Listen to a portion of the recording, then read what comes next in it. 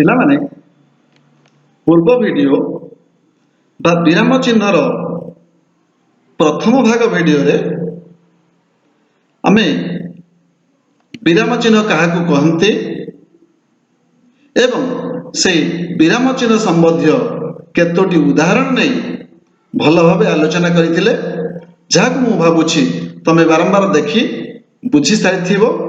ତେବେ ସେ ପ୍ରଥମ ଭାଗରେ ଆମେ ଆଲୋଚନା କରିଥିଲେ ପୂର୍ଣ୍ଣଚ୍ଛେଦ, ପ୍ରଥମ ଛେଦ ବା କମା, ଦ୍ୱିତୀୟ ଛେଦ ବା ସେମିକୋଲନ, ପ୍ରଶ୍ନବାଚକ ଚିହ୍ନ, ବିସ୍ମୟ ସୂଚକ ଚିହ୍ନ ଏବଂ ଉଦ୍ଧୃତି ଚିହ୍ନ। ତେବେ ଆଜିର ଏହି ଦ୍ୱିତୀୟ ଭାଗ ଭିଡ଼ିଓରେ ଆମେ ଅବଶିଷ୍ଟାଂଶ କେତୋଟି ଚିହ୍ନ ବିଷୟରେ ଆଲୋଚନା କରିବା ଏବଂ ତାପରେ ପରେ ବାକ୍ୟରେ ତାର ପ୍ରୟୋଗ କିଭଳି ଆମେ ସଠିକ ଭାବେ କରିପାରିବା ତାହା ମଧ୍ୟ ଦେଖିବା। ତେବେ ଆମେ ଆରମ୍ଭ କରିବା। ପରବର୍ତ୍ତୀ ଚିହ୍ନ ବ୍ୟବଚ୍ଛେଦ ଚିହ୍ନ ବା ଡ୍ୟାଶ। କାହାର ମତ ବା ଉକ୍ତିକୁ ପରୋକ୍ଷ ଭାବରେ ପ୍ରକାଶ କଲା ବେଳେ ଏହି ଚିହ୍ନ ବ୍ୟବହାର କରାଯାଏ।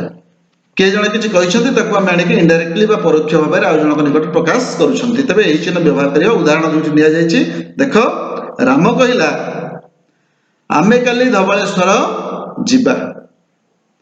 ବାପା କହିଲେ ବାବୁରେ ମନ ଦେଇ ପାଠ ପଢ଼। ପରବର୍ତ୍ତୀ ଉଦାହରଣକୁ ଯିବା। କୋଲନ, କୋଲନ ଚିହ୍ନ। ତେବେ କେଉଁଠି ବ୍ୟବହାର କରାଯିବ? କୌଣସି ବିଷୟକୁ ସୂତ୍ର ଆକାରରେ ପ୍ରକାଶ କରିବାକୁ ଏହି ଚିହ୍ନ ବ୍ୟବହାର କରାଯାଏ। ଯଦି କୌଣସି ବିଷୟକୁ ଆମେ ସୂତ୍ର ଆକାରରେ ତାକୁ ବ୍ୟାଖ୍ୟା କରିବାକୁ ଚାହୁଁଛନ୍ତି ତେବେ ଏହି କୋଲନ ଚିହ୍ନ ବ୍ୟବହାର କରିବା। ପରବର୍ତ୍ତୀ ଉଦାହରଣ ହାଇଫେନ ବା କ୍ଷୁଦ୍ର ରେଖା। ଯୋଡ଼ି ହୋଇ ରହିଥିବା, ଯୋଡ଼ି ହୋଇ ମାନେ ପାଖାପାଖି ରହିଥିବା, ସଂଲଗ୍ନ ଥିବା ଅନେକ ପଦ ମଧ୍ୟରେ ଏହି ଚିହ୍ନ ବ୍ୟବହାର କରାଯାଏ, ମାତ୍ର ଏହା ବାଧ୍ୟତାମୂଳକ ନୁହେଁ। ମୁଁ ଏଠି ଦୁଇଟି ପଦର ଗୋଟିଏ ଗୋଟିଏ ପାଦ ଉଦାହରଣ ସ୍ୱରୂପ ନେଇଛି। ଉତ୍କଳ କମଳା ବିଳାସ ଦୀର୍ଘିକା। ଦେଖ, ପ୍ରତ୍ୟେକ ପଦ ମଧ୍ୟରେ ଆମେ ଏହି କ୍ଷୁଦ୍ର ରେଖା ବା ହାଇଫେନ ବ୍ୟବହାର କରିଛନ୍ତି, କିନ୍ତୁ ଏହା ବାଧ୍ୟତାମୂଳକ ନୁହେଁ। ପୁତ ପୟୋଧି ଶିଗର ସମୀରା, ଏଠି ମଧ୍ୟ ବ୍ୟବହାର କରାଯାଇଛି ପଦମାନଙ୍କୁ ପୃଥକ କରିବା ପାଇଁ। ତେବେ ପରବର୍ତ୍ତୀ ଉଦାହରଣ ଯିବା। ଯଥା ଚିହ୍ନ। ଯଥା ଚିହ୍ନ ଦେଖୁଛ କିଭଳି ଲେଖିକିରି ଅଭ୍ୟାସ କରିବ। ଉଦାହରଣ ଦେବା ନିମନ୍ତେ ଏହି ଚିହ୍ନ ବ୍ୟବହାର କରାଯାଏ। ଆମେ ଦେଖିବା କେମିତି ଉଦାହରଣ ଦିଆଯିବା ସମୟରେ ବ୍ୟବହାର ହେଉଛି। ଯଥା, ଆମ ରାଜ୍ୟରେ ଅନେକ ବଡ଼ ସହର ଅଛି। ଯଥା, ଏଇଠି ଉଦାହରଣ ଦିଆଗଲା ବଡ଼ ବଡ଼ ସହରର ନାମ। ଆମ ରାଜ୍ୟରେ କଣ ଅଛି ବଡ଼ ସହର ଦେଖିବା। ଯଥା ଭୁବନେଶ୍ୱର, କଟକ, ରାଉରକେଲା, ବ୍ରହ୍ମପୁର ଇତ୍ୟାଦି। ତେବେ ଏହିଭଳି ସ୍ଥାନରେ ଯଥା ଚିହ୍ନ ବ୍ୟବହାର କରାଯାଏ। ଏହାପରେ କଣ ଅଛି? ତାରକା ଚିହ୍ନ, ଷ୍ଟାର ଚିହ୍ନ। କୌଣସି ବିଷୟରେ ବିଶେଷ ବ୍ୟାଖ୍ୟାର ଆବଶ୍ୟକତା ଥିଲେ ଆମେ ଏହି ଚିହ୍ନଟି ଶବ୍ଦ ପାଖରେ ଦେଇ ପୃଷ୍ଠା ତଳେ ଗାର ଟାଣି ତାରକା ଚିହ୍ନିତ ଶବ୍ଦଟିକୁ ବ୍ୟାଖ୍ୟା କରନ୍ତି। ଯେପରି ମନେକର ଆମେ କହିବା ପିଆଦା ପରୱାନା ନେଇ ଗଲେ ସୁଲତାନଙ୍କ ପାଖକୁ।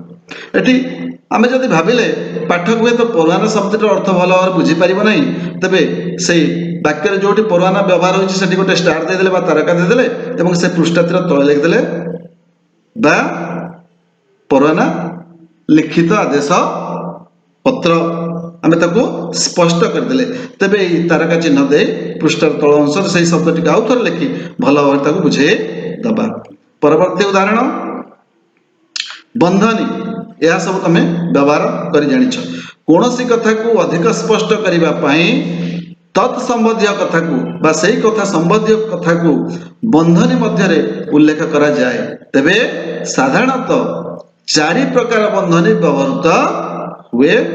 ଯଥା ଚନ୍ଦ୍ର ବନ୍ଧନୀ, ବର୍ଗ ବନ୍ଧନୀ, କୁଟିଳ ବନ୍ଧନୀ ଓ ରେଖା ବନ୍ଧନୀ।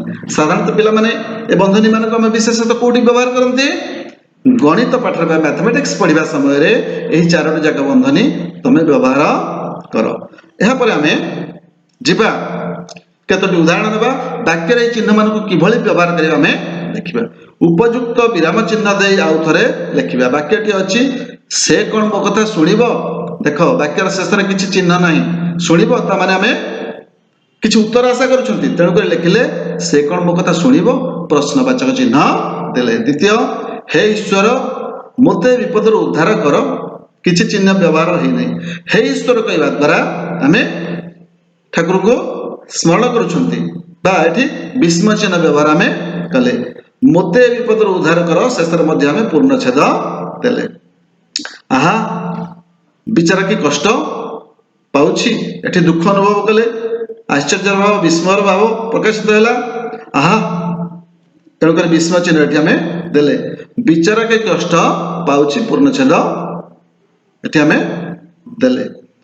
राम घर को जीव किंतु मधु एठारे रहिबो। गोटे वाक्य किंतु अलग अलग अर्थ प्रकाश करूछंती, तेणुक राम घर को जीव किंतु पूर्व आमे एठी कोन व्यवहार कले द्वितीय छेदबा सेमी कोलन व्यवहार कले, किंतु मधु एठारे रहिबो। आउ कतोटी उदाहरण नबा।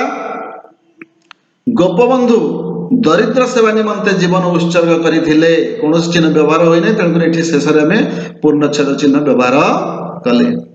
राम लक्ष्मण ओ सीतांक वनगमन दृश्य हृदय विदारक थिला, एठी कोनोसी चिन्ह व्यवहार होई नै। देख राम एवं लक्ष्मण समजातीय वस्तु व्यक्ति हमें पढ़िथिले, समजातीय व्यक्ति एवं व्यक्ति मध्य हमें कमा व्यवहार करबा, तेणुकर राम लक्ष्मण मध्य कमा व्यवहार कले।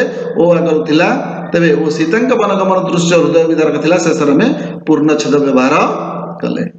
खरा दिने आंब पणस सपुरी आदि प्रचुर परिमाण रे मिले, कोनोसी चिन्ह व्यवहार करा जाय नै, तेणुकर समजातीय आंब पणस और सपुरी अछि, तेणुकर आंब और पणस मध्य कमा एवं शेष द्रव्य सपुरी पूर्वर ओ लागिला आदि प्रचुर परिमाण रे मिले, पूर्णच्छेद व्यवहार कले। से बळी धन जीवन ओ यौवन क्षणस्थायी, धन एवं जीवन मध्य में कमा व्यवहार कले, शेष रे ओ अछि, या पर यौवन पूर्वर ओ व्यवहार करा जायछि, क्षणस्थायी हमें पूर्णच्छेद व्यवहार कले। तबे पिला माने ए वीडियो दुइटी को तमे बारंबार देख एवं शुद्ध वाक्य लेखि शिखिबा को चेष्टा करो।